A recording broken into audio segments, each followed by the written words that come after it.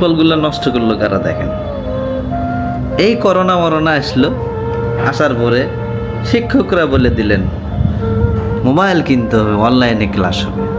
হ্যাঁ, কিনে দিলাম 17 দিন। কেনার পরে দেখি কাতার ভিতরে বলে ক্লাস করে। কেরা ক্লাস করবে তো কাতার মধ্যে কে? প্রথম দিন দেখলাম অত আমি বুঝি না, মুখ্য সূক্ষ্ম মানুষ এরকম কেরে কী করিস? অনলাইনে ক্লাস করতেছি। তো অনলাইনে ক্লাস তো কাতার মধ্যে কে? তো কাতার মধ্যেই, কারণ বাইরে শব্দ আসে, কথাও খারাপ না, বাইরে টুনটান শব্দ, মনোযোগ নষ্ট হয়। বাবা হা হা রে, কী সুন্দর পড়াশোনা করতেছে আমার সওয়াল। পরের দিনে দেখি একই অবস্থা, কাতার মধ্যে ক্লাস। কেরে ক্লাস আর শেষ নেই, এত ক্লাস মনোযোগ দিয়ে দেখে। পরের দিন দেখি ওরে বাবা, কাতার ভিতরেও মাও ওদের ঢুকছে, মানে মাও ক্লাস করে বেটার সাথে।